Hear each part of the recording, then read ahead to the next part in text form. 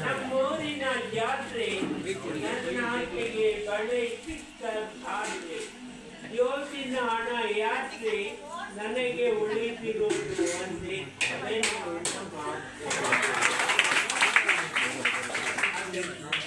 ಆಮೇಲೆ ರಾಜಕೀಯ ಸ್ಪರ್ಧೆ ಒಂದು ಎಟ್ಟಿಂಗ್ ಸ್ಪರ್ಧೆ ಒಂದ್ಸತಿ ಒಂದು ಕಾರ್ಯಕ್ರಮಕ್ಕೆ ಹೋಗಿದ್ದೆ. ಒಂದು ದಪ್ಪ ಅಮ್ಮ ಇದ್ರು, ಮೆಂಬರ್ ಆಗಿದ್ರು ಪಂಚಾಯತಿ. ಅವ್ರು ಹೇಳಿದ್ರು, ರಾಗಣ್ಣ ಇದು ನನ್ನನ್ನು ನೋಡೇ ಬರ್ದಿದ್ದಲ್ಲ ಅಂದ್ರು. ಇಲ್ಲಮ್ಮ ಇಲ್ಲ ನಾನು ಯಾರಿಗೋ ಬರೆಯಲ್ಲ ಅಂದೆ. ಆಮೇಲೆ ಇದರ ಶೀರ್ಷಿಕೆಯ ಹೆಸರು ತುಂಬಿ ಅಂತ.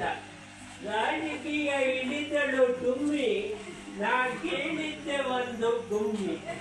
ಇವಳ ಕೆಲಸ ಬಾರಿ ಕಮ್ಮಿ, ಮಾತು ಮುಗಿಸಿದಳು ನಾಲ್ಕು ತಿಂಡಿ.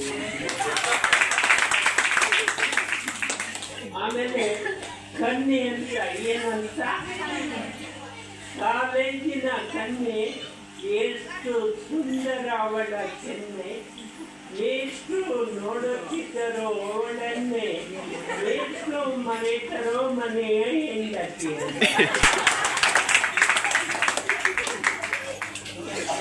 ಆಮೇಲೆ ಬಸ್ಸು ಏನಂತ, ನಮ್ಮ ಊರಿನ ಬಸ್ಸು ಅದು ತುಂಬಾ ರಶ್ಶು, ಖಾಲಿ ಇರೋದು ಗೇಟ್ ಪಾಸು, ತುಂಬೋದು ಕಂಡಕ್ಟರ್ ಫಸ್ಟು. ಆಮೇಲೆ ಪ್ರೀತಿ ಅಂತ ಒಂದು ಬರುತ್ತೆ. ತಾಯಿ ಎಂಬ ಪ್ರೀತಿ ಕಲಿಸುತ್ತದೆ ನೀತಿ, ತಂದೆ ಎಂಬ ಭೀತಿ ಮನೆ ಸುಖ ಶಾಂತಿ.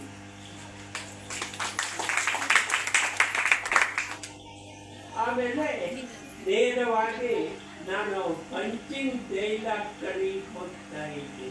ಇಲ್ಲಿಗೆ ಹೋಗ್ತಾ ಇದ್ದೀನಿ, ಪಂಚಿಂಗ್ ಡೈಲಾಗ್ ಕಡೆ.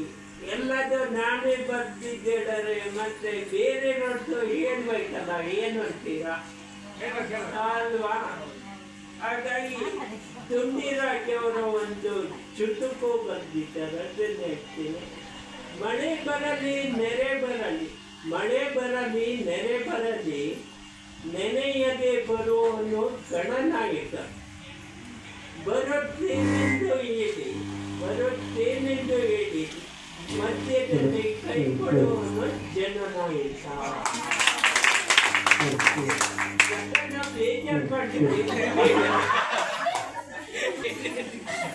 ಆಮೇಲೆ ಮತ್ತೆ ಯಾರೋ ನನ್ನ